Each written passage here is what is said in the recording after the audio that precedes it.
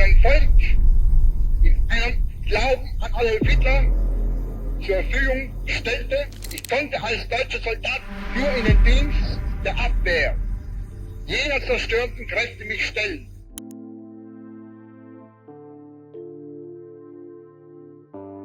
The defendants never showed the slightest remorse. It was part of their stolz, their pride, to insist that they were right all the time and would do it again. When Ernst Kaltenbrunner stood to deliver his final words at Nuremberg, the courtroom went unnaturally quiet, not because he begged, not because he broke, but because the man at the center of Nazi terror spoke as if history still owed him something. What he said in those final moments didn't just unsettle the judges, it left behind questions so dangerous that investigators are still uncovering their echoes decades later. The man the court already feared. History didn't just walk into the Nuremberg courtroom when Ernst Kaltenbrunner appeared. It loomed, tall, broad-shouldered, marked by the deep dueling scars that cut across his face. He didn't look like a man pleading for mercy. He looked like someone who had spent years inside power and expected it to recognize him one last time. And that alone changed the temperature in the room. Here's what made Kaltenbrunner different from the others. He wasn't a battlefield general. He wasn't a propagandist spinning speeches. He was something colder.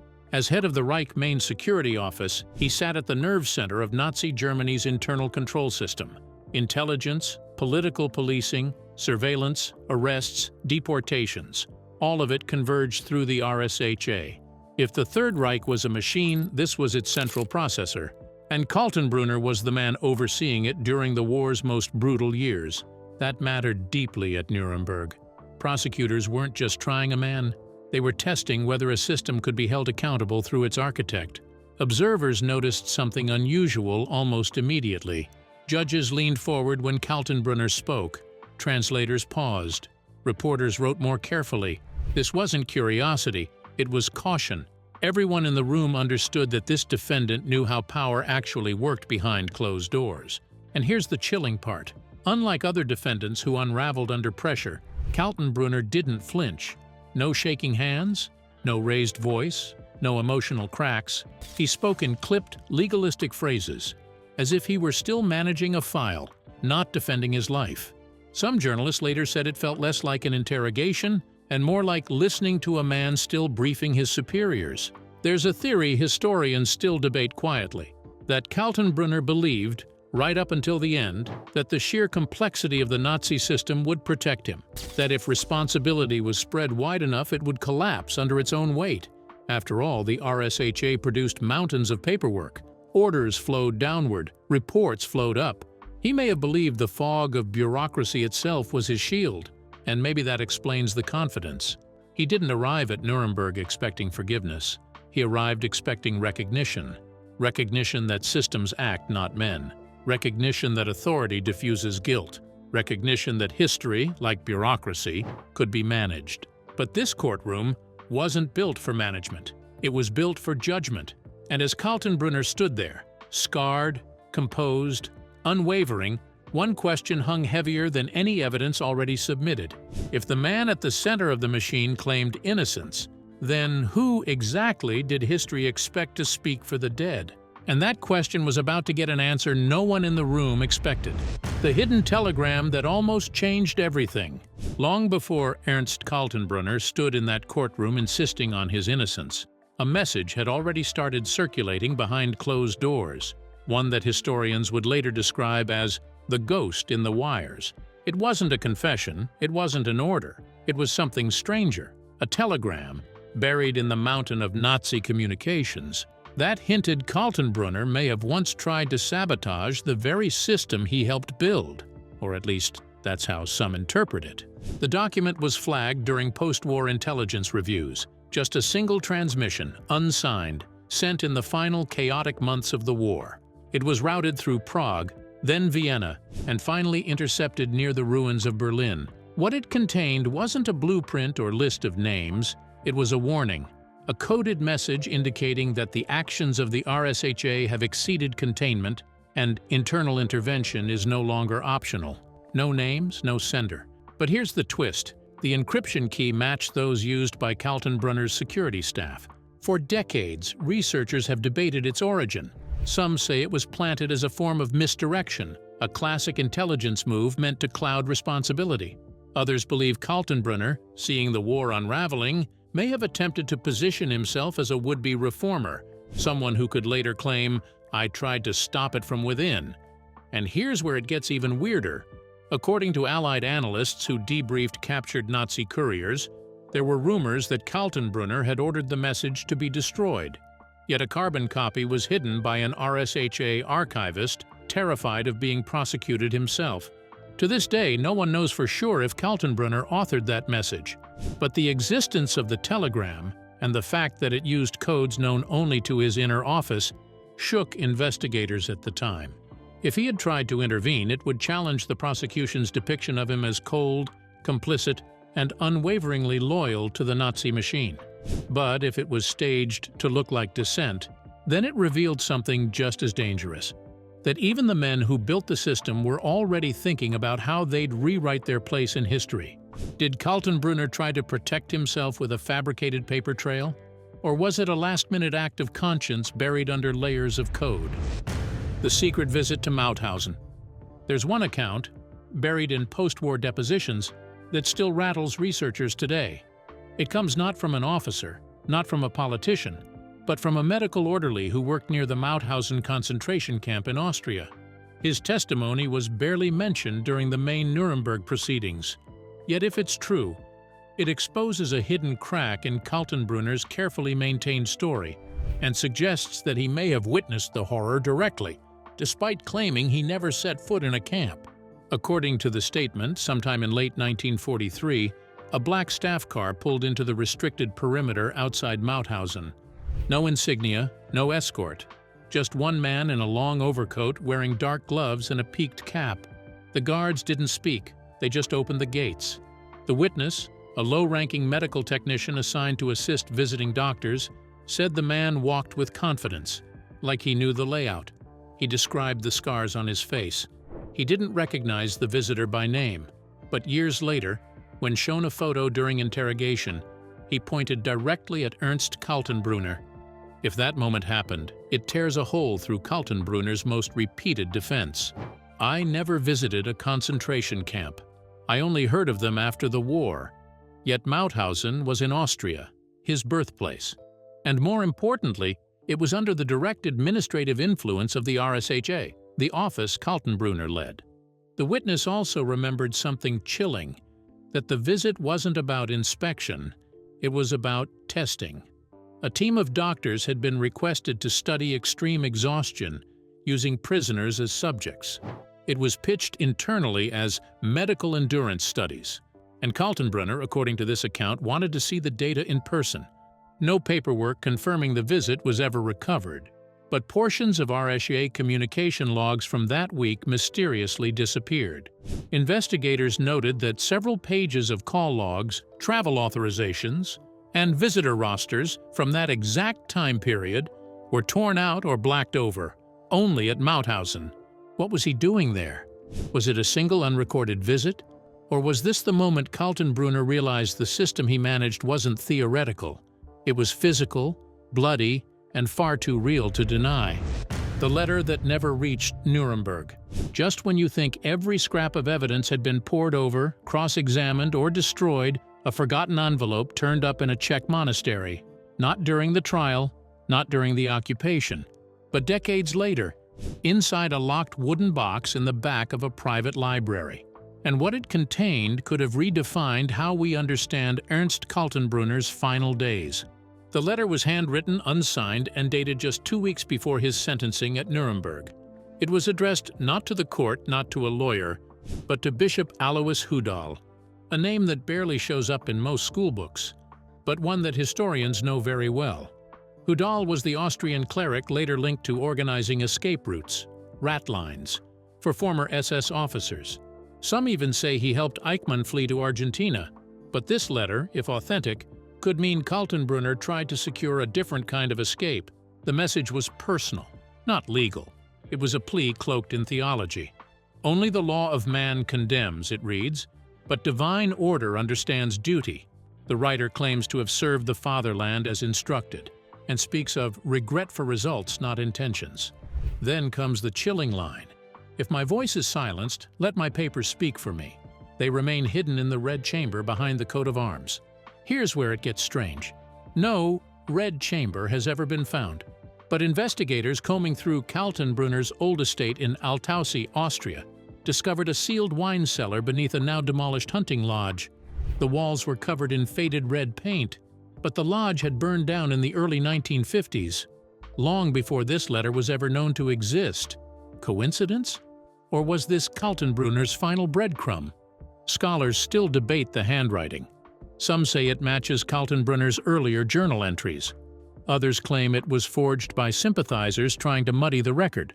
But if the letter is real, it shows a side of Kaltenbrunner he never revealed in court. A man who was preparing not just for judgment, but for myth. A man who wanted to leave behind a hidden version of himself, waiting to be found only after his execution. The forgotten SS memo hidden in a dentist's wall. Years after the executions at Nuremberg, renovation crews in Linz, Austria, Kaltenbrunner's hometown, were tearing down walls in a small, abandoned dental office when they stumbled on something that would reignite questions that historians thought were settled. Behind layers of plaster and wood, tucked into a crumbling cavity beside an old filing cabinet, was a single leather folder. Inside, a classified SS memo dated March 1944, stamped with the Black Eagle insignia of the Reich Main Security Office. And the signature at the bottom, it read, E. Kaltenbrunner. The memo wasn't just some boring update. It was a personnel dispatch, an order sent to SS units overseeing transport operations in Poland. But the language used was unmistakably coded. Instead of referring to prisoners, it used the term assets requiring permanent relocation. Instead of listing locations, it used zone markers that aligned with known extermination centers. And next to each region, handwritten in ink, were the numbers of wagons to be allocated. Forensic experts later confirmed that the ink matched Kaltenbrunner's own personal notations found on other verified RSHA orders. That alone shattered one of the most persistent defenses he repeated under oath. I had no knowledge of deportations. I never authorized such actions. But here was his handwriting, directing the machinery that made it possible. So why was it hidden behind a dentist's wall? According to local records, the building was once used by Dr. Ludwig Brandt, a longtime family friend of Kaltenbrunner. Brandt fled Austria in the final days of the war and was never seen again. Some now believe he may have been safeguarding sensitive materials for powerful SS figures, documents meant to be retrieved later, if the Reich survived. But it didn't, and the wall stayed sealed for 70 years. Historians were stunned. The memo wasn't mentioned in Nuremberg because no one knew it existed. Yet it placed Kaltenbrunner at the center of operations he swore he wasn't even briefed on. It's become one of the clearest pieces of physical proof linking his administrative hand to the real on-the-ground logistics of the Holocaust. No abstraction, no delegation, just ink, paper, and a train schedule with death on the other end. If this had surfaced in time for the trial, would the judges have responded differently to his final declaration? Would history have remembered his last words as denial or deliberate deceit? The confession that was never spoken aloud. There's one last piece of this puzzle, more whispered than recorded, but enough to stir doubt in even the most seasoned researchers. It came not from a courtroom document or a wartime file, but from a deathbed confession made by a U.S. military interpreter who had served at Nuremberg. His name was Harold Mixon, and for over 60 years he said nothing. But in his final weeks, as his health declined in a small Illinois nursing home, he began recounting something that no one in his family had ever heard before. According to Mixon's story, later cross-checked with deployment records and diary entries, he had been assigned to monitor and translate for several of the high-ranking Nazi prisoners, including Kaltenbrunner, during their final weeks in confinement. But what he claimed happened one night just before the execution still sends shivers through historians.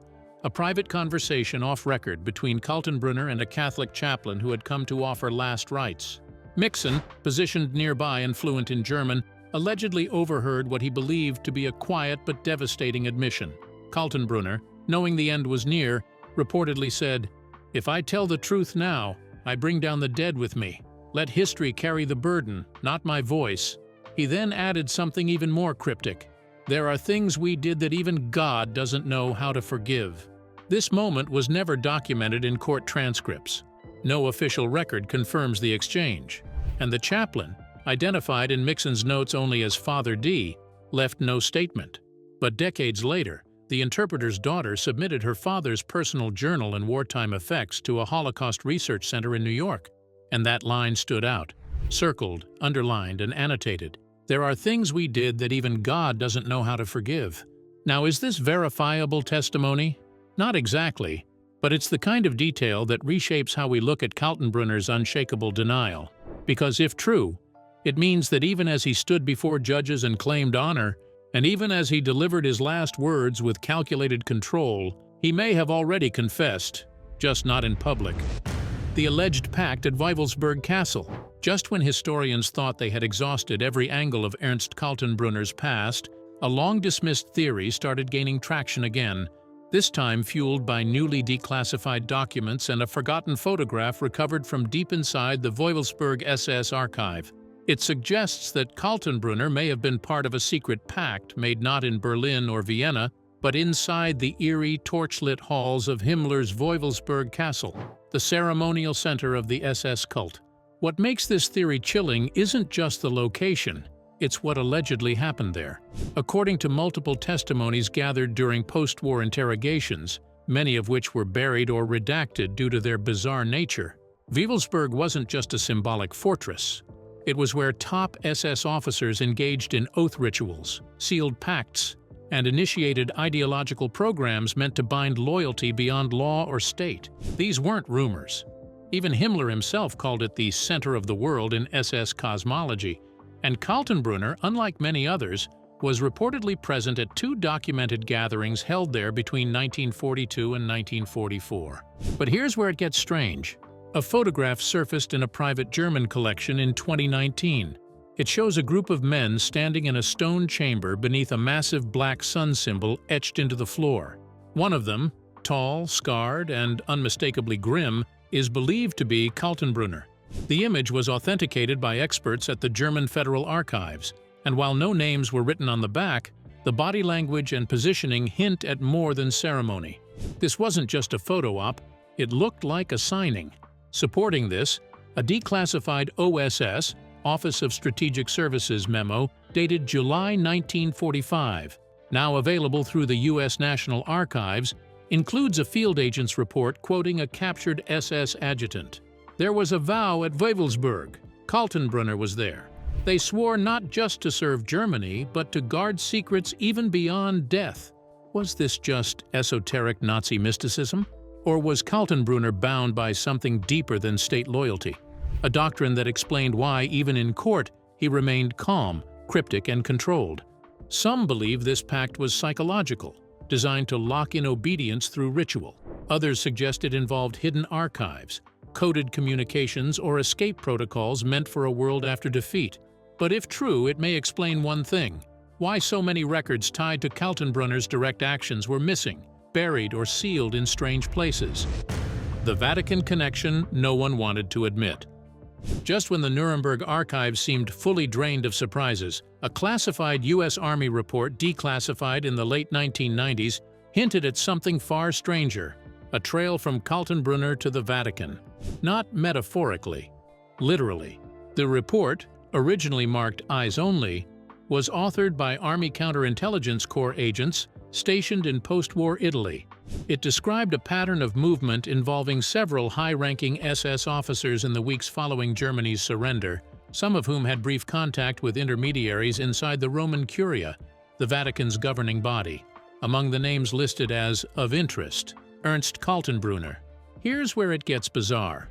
According to the memo, Kaltenbrunner may have tried to arrange a secret negotiation via back-channel contacts in Rome in mid-1945, months before his arrest near Altaussee. His alleged goal? Asylum, or at the very least, spiritual protection in exchange for intelligence on Soviet infiltration in Europe. The report doesn't confirm he ever reached Vatican grounds, but it cites multiple intercepted messages suggesting K had been mentioned by name in diplomatic chatter between Austrian clergy and a Jesuit advisor close to the Pope. And one detail sticks out like a red flag: the mention of a sealed briefcase that Kaltenbrunner allegedly offered as leverage. Some believe it contained surviving RSA microfilm. Others say it held blackmail material about prominent Nazi collaborators in neutral countries.